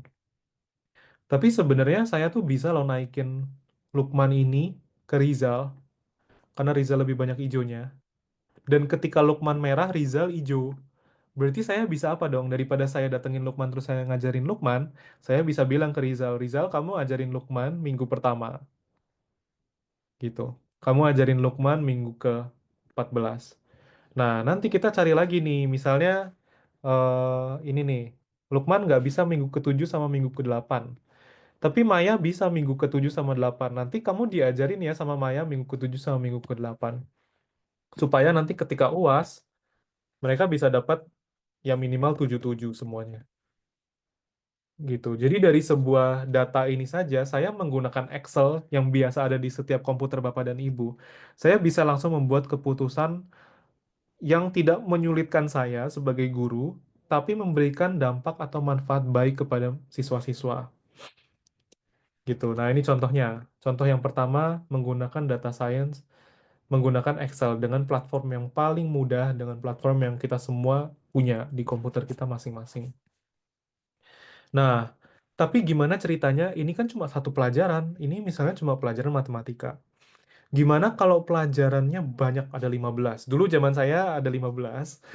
Saya nggak tahu anak-anak sekarang kuliah apa mata pelajarannya ada berapa? Dengar-dengar lebih dikit dan lebih sesuai dengan kebutuhan mereka. Tapi misalnya jumlahnya banyak banget. Lalu data saya jadi kayak gini. Datanya sama kayak tadi, tapi ada setiap anak tuh ada seni, ada bahasa Indonesia, ada PKN, masih ada PKN nggak ya sekarang? Ada Inggris, ada ICT, ada matematik dan selanjutnya. Saya tuh kalau kayak gini tuh saya nggak bisa lihat apa-apa. Nih, tuh, saya jadi bingung. Maksudnya apa sih ini banyak banget datanya? Nah, kenapa data science tidak berhenti di Excel? Karena masalah yang seperti ini, datanya terlalu banyak dan kita nggak bisa lihat dengan mata kita sendiri. Masa Ahmad jenis seni harus ngajarin Ahmad bahasa Indonesia? Kan nggak gitu. Mungkin kita juga bisa pakai um, Excel ini. Kalau Bapak dan Ibu sudah tahu, kita bisa pakai filter, lalu kita bisa pilih yang bahasa Indonesia saja misalnya. Nah, oh ternyata pas Ahmad Hidayat nilai bahasa Indonesia jelek, dia tuh bisa diajarin sama Ahmad Fauziah gitu dan selanjutnya. Nah, ini bisa kelihatan, tapi masalahnya banyak lagi. Kalau Bapak dan Ibu pakai komputer yang tidak terlalu bagus, ini bisa jadi sangat berat dan Bapak dan Ibu membutuhkan waktu yang lebih lama. Nah, dan Bapak dan Ibu harus buka Excel lagi, harus jalanin lagi filternya dan selanjutnya. Tapi sekarang kalau kita bisa programming, kita bisa menyelesaikan masalah ini lebih mudah dan lebih cepat. Dan bahkan kita bisa menggali lebih banyak lagi. Saya membuat sebuah dataset mirip seperti ini, tapi saya buat seperti ini di dataset 3. Nah, di dataset 3 ini eh, muncul nih, minggunya saya jadiin kolom. Supaya ketika saya program, saya bisa pilih mau minggu berapa. Nah, seperti apa sih kira-kira? Saya akan kasih lihat coding saya. Ini tidak perlu dimengerti saat ini, tapi ini bisa jadi inspirasi buat Bapak dan Ibu.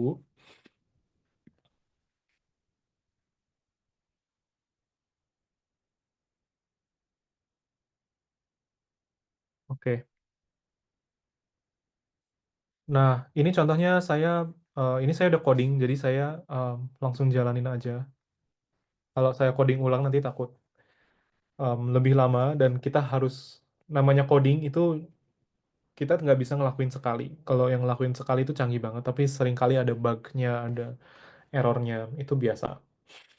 Nah, misalnya saya seperti ini.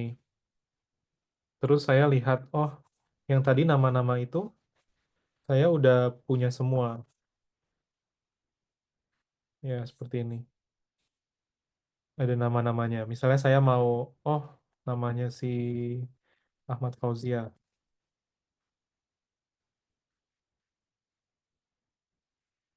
Ya, ada. Dari art sampai social studies. Ini bisa dibuka.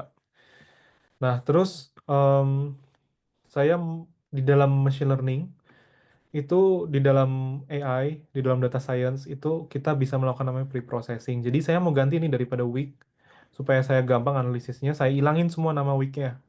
Kan udah ada di kolom, udah ada di judul kolomnya. Nah, saya cuma mau pakai angka. Nah, itu ada kode yang saya jalanin. Oke, betul. Sebentar.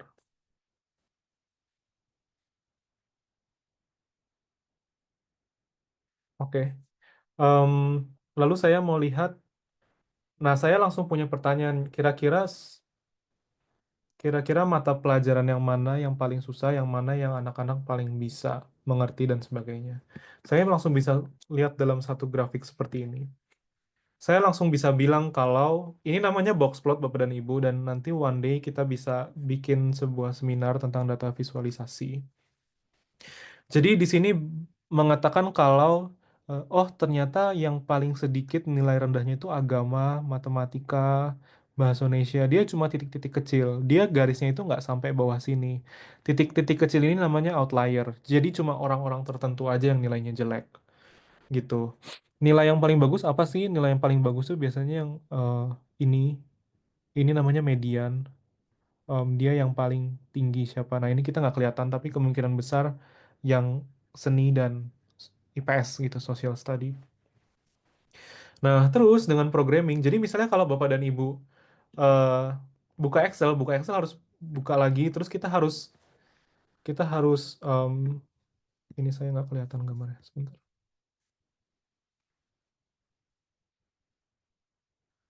Oke, em, sudah terlihat ya. Nah, ini misalnya saya buka Excel, terus saya harus eh, buka lagi, saya harus bikin chart lagi lama gitu. Tapi kalau misalnya Bapak dan Ibu punya dataset, misalnya sampai minggu keempat, minggu kelima, kita tuh bisa langsung pencet enter, terus muncul. Jadi setiap minggu ini tuh bisa berubah. Bisa jadi minggu keempat itu nggak ada nilai rendah di agama, tapi minggu ke-15 baru ada nilai rendah. Gitu. Jadi Bapak Ibu tinggal buka platform ini, lalu dijalankan code-nya, nggak usah ngetik lagi, udah langsung ketemu per minggu kira-kira seperti apa. Nah, contohnya ada lagi nih, misalnya performance score. Oh, kalau skor social study, PS. Oh, ternyata grafiknya seperti ini. Tapi kalau misalnya yang lain gimana? Contohnya ICT. Jadi kalau di sini saya bisa bilang nih, oh ternyata yang paling susah materinya materi minggu 6 dan minggu 11. Tapi kalau ICT, nah ternyata minggu 10 paling gampang, anak-anak paling mengerti. Tapi minggu 5 lah, kok nggak ada yang ngerti ya. Nah, kita tuh bisa langsung lihat. Misalnya datanya kita cuma punya sampai minggu ke 5, ya udah, ini sampai minggu kelima segini aja. Nanti akan dilanjutin. Nah, ketika kita berada di minggu keempat, sorry ini minggu keempat, minggu kelima deh. Nah, minggu kelima paling jelek kan. Ketika kita minggu keempat seperti tadi, kita lihat bahwa nilainya udah jelek nih, udah di bawah. Minggu kelima kita nggak bisa, eh, kita harus berusaha supaya murid-murid lebih ngerti. Mungkin minggu keempat saya ngajarinnya tuh belum terlalu paham anak-anaknya. Nah, terus kita coba ngajarin, wah ternyata pas minggu kelima lebih jelek lagi nilainya. Wah ternyata harus ada yang diubah. Jadi setiap minggu tuh kita bisa tahu. Meskipun anak-anak nggak ngasih tahu, saya nggak ngerti bu, saya nggak ngerti pak. Tapi dari nilainya kita sudah bisa tahu sebenarnya anak-anak ngerti atau enggak. Lalu kita ubah metode pembelajaran kita. Wah, ternyata setelah itu minggu ke-6 nilainya naik. Nah, seperti itu. Data science bisa digunakan untuk kebermanfaatan yang begitu baik. Nah, misalnya saya punya anak namanya Ahmad Fauzia. Lalu saya tahu, oh ternyata dia tuh paling jelek 15. Nah, ini saya udah bisa lihat nih. Gitu. Ketika misalnya di minggu ke-12, nilainya bagus gitu kan setelah dia anjlok. Dia bagus tiba-tiba. Saya berharap tuh naik habis ini. Atau enggak paling enggak sama lah 90-an. Tapi ternyata di minggu berikutnya turun. Nah, saya udah mulai harus waspada nih. Di sini saya harus bantuin Ahmad. Harus make sure kenapa sih dia, apa yang bikin, ada apa gitu yang bikin nilainya turun. Gitu. Karena kalau kita nggak em, handle satu orang ini, nilainya bisa semakin turun seperti ini. Bahkan dia nilainya terus tiba-tiba bisa jadi 50. Bisa jadi di minggu sini ada kerabatnya meninggal, orang tuanya meninggal, jadi dia harus punya tanggung jawab lebih di luar sekolah. Dia nggak bisa mampu belajar di sekolah secara emosional, nggak bisa. Kita nggak bisa ini ya, kita nggak bisa menegasikan faktor-faktor seperti emosional, mental, mental issue dan sebagainya karena itu udah melekat di generasi sekarang gitu. Mereka itu tuh bisa bisa berpengaruh besar terhadap nilai mereka dan pembelajaran mereka. Oh, di sini tuh saya bisa bantu apa sih? Nah, saya satu cerita Bapak dan Ibu di sekolah di sini. Oh ya, makan gratis itu sebenarnya bukan sebuah ide, sebuah apa ya, bukan sebuah program yang eh, dilihatnya itu cuma makan aja. Tapi di sini makan gratis itu udah ada. Dan di luar negeri makan gratis itu sangat berpengaruh gitu. Jadi itu menurut saya itu program yang baik karena ya memang di luar negeri juga sudah seperti itu. Nah, contohnya ya seperti itu. Di sekolah sini pun selain makan gratis, setiap mahasiswa, setiap siswa itu punya akses masing-masing. Misalnya kalau dia punya mental breakdown, dia punya harus butuh psikologi, dia butuh psikolog, dia butuh psikiater, dia butuh bantuan apapun, itu semua udah ada linknya, ada bantuannya. Jadi em, em, mereka sudah tahu harus kemana ketika saya mengalami apa. Nah, mungkin di Indonesia belum, atau mungkin sudah, tapi belum terlalu em, merata setiap daerah. Nah, kita bisa bantu siswa-siswanya ketika kita tahu, oh nilainya tiba-tiba turun. Supaya nggak turun segini, saya bisa bantu apa ke siswanya. Gitu. Nah, di sini ada lagi contohnya, ini namanya heat map, seperti tadi. Jadi saya bisa tahu nilainya dia tuh lebih bagus yang mana. Contohnya, ini kan semakin muda, warnanya semakin buruk. Rizal itu nggak bisa science, tapi empat siswa yang lainnya mereka bisa science. Empat siswa ini bisa bantuin Rizal. Dan ketika Citra bantuin Rizal science, Rizal bisa bantuin Citra religion. Tuh. Nah, ini yang paling menarik. Ini namanya univariate forecasting atau prediksi univariat. Nah, saya pengen tahu kira-kira kalau ada materi minggu ke-16, kira-kira si siapa ya ini? Ahmad, dia dapat nilai berapa sih? Nah, kita bisa expect dia tuh dapat nilai segini. Jadi ketika dia nggak dapat nilai segini, um, kita bisa tanyain kenapa kenapa kok nggak bisa mencapai nilai segini. Gitu. Itu salah satu contohnya aja ya. Kita bisa juga cek nilai-nilai yang lain, misalnya mau siapa ya? Ada Zaki. Nah, ini lucunya AI ini seperti ini. Ketika udah tinggi malah di prediksinya rendah. Gitu. Ini ada caranya lagi supaya dia nggak ke sini supaya dia bisa naik kira-kira. Jadi kita bisa tahu potensi maksimalnya dia berapa. Ini caranya kita hilangkan data yang ini 10 sama 14 ini supaya dot merah ini bisa tinggi gitu. Tapi itu hal lain lagi yang bisa diskusikan. Sekian untuk hands-on-nya. Saya ada materi terakhir sebelum saya tutup. Jadi karena saya sudah memberikan apa ya, informasi dan pengetahuan mendasar tentang ini dan bagaimana sebenarnya ini sangat penting gitu dan sangat sangat bisa diimplementasikan di tahun ajaran berikutnya kalau Bapak dan Ibu bersedia. Karena sudah jadi inisiatif juga dari pemerintah. Em, nah, di sini saya menawarkan learning plan. Sebenarnya nanti saya bisa bantu bikin bootcamp atau bantu Bapak dan Ibu guru untuk belajar AI dengan materi-materi selama 10 minggu seperti berikut. Ini boleh dicatat, nggak apa-apa, untuk belajar. Jadi untuk tahu, oh harus belajar apa aja sih. Nah, pertama itu Bapak dan Ibu nanti akan belajar pertama menggunakan Excel, tapi menggunakan Excelnya jadi dari yang dasar sampai yang paling sulit sekalipun. Gitu. Kalau Bapak dan Ibu belum bisa implementasi um, programming, kode, coding, ini yang paling penting gitu. Karena sampai saat ini kantor-kantor pun masih menggunakan Excel daripada coding. Itu masih banyak karena kapabilitasnya belum sampai ke situ. Teknologinya belum ada.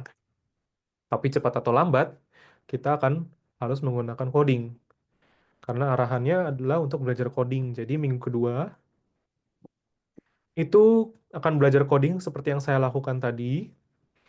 Em, contohnya aplikasinya apa sih? Nah, kita bisa nanti akan mengkalkulasikan nilai seperti tadi, atau kita bisa menghasilkan quiz-quiz sendiri gitu menggunakan AI.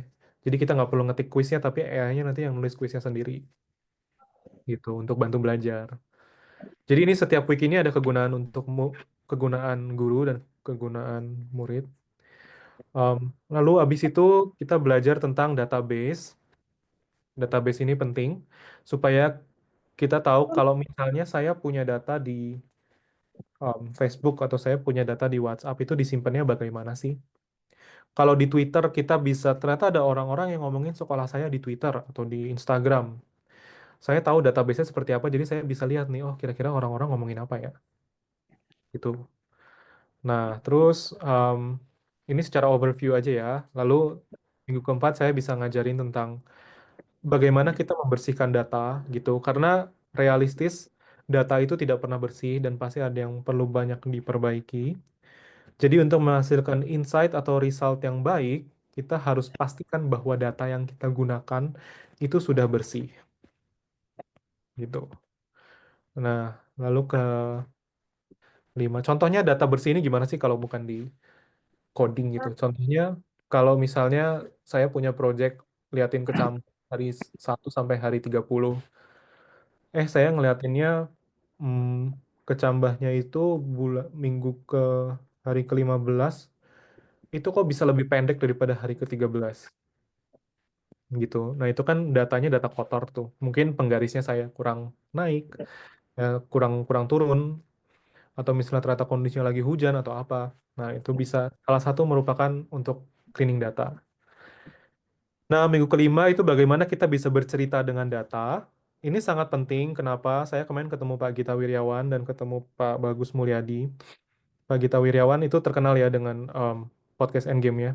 Sekarang anak-anak muda itu banyak yang sambil dengerin podcast Pak Gita. Kemarin menarik banget. Jadi intinya yang dibutuhkan bangsa Indonesia sekarang itu adalah bagaimana kita bisa menarasikan tentang budaya kita, tentang Indonesia dan sebagainya. Dan di data science atau artificial intelligence, yang paling penting itu bukan seberapa hebat kita ngoding, tapi seberapa hebat kita bisa menjelaskan apa yang kita temukan di dalam data-data yang kita analisis. Jadi di sini saya akan bantu untuk belajar tentang visualisasi dan bagaimana kita bisa bercerita dengan data. Ini ada satu buku sendiri yang nanti akan saya ringkas gitu dalam 2 jam atau 1,5 jam. Menurut saya ini materi paling penting karena ketika saya kerja, saya mengerjakan em, dengan misalnya saya lomba gitu sama 6 tim lain. Yang lain tuh mungkin punya saya paling susah diimplementasikan atau mungkin paling gampang gitu daripada yang lain solusinya. Tapi karena kita lomba terus, em, storytelling kita paling bagus, yang harusnya kita mungkin juara 5 kita jadi juara 2. Dan kebanyakan ketika kita pitching, pitching adalah ketika kita, misalnya sekolah membutuhkan teknologi baru, lalu sekolah membutuhkan bantuan. Ketika sekolah membutuhkan bantuan, sekolah harus mempresentasikan kepada stakeholder. Nah, kita butuh data untuk mendukung, kita juga butuh storytelling yang baik, supaya kita bisa memaksimalkan em, budget atau memaksimalkan teknologi yang kita bisa dapatkan. Jadi storytelling itu sangat penting. Em, Lalu saya akan mengajarkan machine learning dalam 2 minggu karena banyak yang diajarkan. Week 6 dan week 7 sama-sama machine learning. Lalu week 8 saya akan mengajarkan hanya deep learning. Jadi sejak saya ajarkan Python tadi programming, selanjutnya kita akan ngoding terus. Dan pasti saya akan bantu. Lalu week 9 itu kita akan belajar gimana kita pakai AI untuk menganalisis gambar dan tulisan. Lalu minggu ke-10 saya akan mengajarkan bagaimana cara menggunakan ChatGPT dengan baik. Kenapa? Karena ChatGPT itu nggak bisa sembarang dipakai, dan ketika kita tahu em, hebatnya ChatGPT itu sebenarnya bisa sangat hebat banget kalau kita tahu cara menggunakannya. Dan ini sebenarnya, ini yang namanya prompt engineering ini tuh salah satu pekerjaan yang banyak dicari. Dan di sini bukan cuma belajar ChatGPT, tapi apa sih di balik ChatGPT? Karena di bawah, di dalamnya ChatGPT itu sebenarnya deep learning gitu. Nah, ini Bapak Ibu boleh saya kasih kesempatan. Saya tidak akan ngasih nomor HP saya karena nomor HP saya udah isinya macem-macem WA-nya, dan saya sering buka email saya. Jadi saya mau memberikan email Gmail. Kalau Bapak dan Ibu punya satu pertanyaan, boleh 1 sampai 3 pertanyaan, boleh di subjeknya, judulnya kasih tanya AI.